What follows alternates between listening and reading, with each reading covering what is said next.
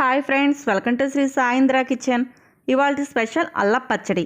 ఈ అల్లం పచ్చడిని టిఫిన్లోనే కాకుండా అన్నంలోకి కూడా కలుపుకొని తినవచ్చు. ముందుగా ఒక గిన్నెలో ఒక పెద్ద నిమ్మకాయ సైజ్ అంత చింతపండుని తీసుకొని ఒక గ్లాస్ వేడి వాటర్ని పోసుకొని చింతపండుని నానపెట్టుకోవాలి.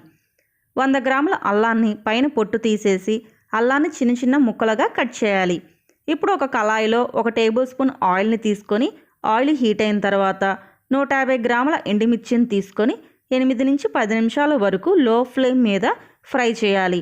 ఇవన్నీ బాగా ఫ్రై అయిన తర్వాత ఒక ప్లేట్లోకి తీసుకొని చల్లారనివ్వాలి. అదే కళాయిలో మరొక టేబుల్ స్పూన్ ఆయిల్ని వేసుకొని కట్ చేసిన అల్లం ముక్కల్ని, 2 టేబుల్ స్పూన్ల ధనియాలు, 2 టేబుల్ స్పూన్ల జీలకర్ర, 1 టీ స్పూన్ మెంతుల్ని వేసుకొని మీడియం ఫ్లేమ్ మీద కలుపుకుంటూ పచ్చివాసన పోయి మంచి కలర్ వచ్చేదాకా ఫ్రై చేయాలి. ఇవన్నీ బాగా ఫ్రై అయిన తర్వాత స్టవ్ ఆఫ్ చేసి వీటిని కూడా బాగా చల్లారనివ్వాలి. ఎండుమిర్చి చల్లారిన తర్వాత ఒక మిక్సీ జార్లోకి తీసుకొని ఒకసారి గ్రైండ్ చేసి నానబెట్టిన చింతపండుని, 100 గ్రాముల బెల్లాన్ని, 1/2 కప్పు చిన్న ఉల్లి రెబ్బల్ని, రుచికి తగినంత ఉప్పు, ఫ్రై చేసిన అల్లం, ధనియాలు, జీలకర్ర, మెంతుల దినుసులను కూడా మిక్సీ జార్లోకి తీసుకొని ఒకసారి గ్రైండ్ చేసి కొన్ని వేడి వాటర్ని యాడ్ చేసి మెత్తని పేస్ట్ లాగా గ్రైండ్ చేయాలి. చింతపండుని నానబెట్టినప్పుడు అలాగే పచ్చడిని గ్రైండ్ చేసేటప్పుడు వేడి వాటర్ని మాత్రమే యాడ్ చేస్తే పచ్చడి నిలవ ఉంటుంది.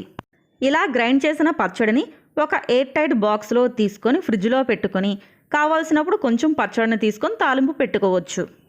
ఈ అల్లం పచ్చడి మీకు నచ్చితే లైక్ చేసి మీరు ట్రై చేసి కామెంట్ చేయండి. ఆ వీడియోస్ని కనుక ఫస్ట్ టైం చూస్తున్నట్లయితే నా ఛానల్ని సబ్స్క్రైబ్ చేసుకొని పక్కనే ఉన్న బెల్ ఐకాన్ మీద క్లిక్ చేస్తే నేను చేసే వీడియోస్ అన్నీ మీకు నోటిఫికేషన్లోకి వస్తాయి.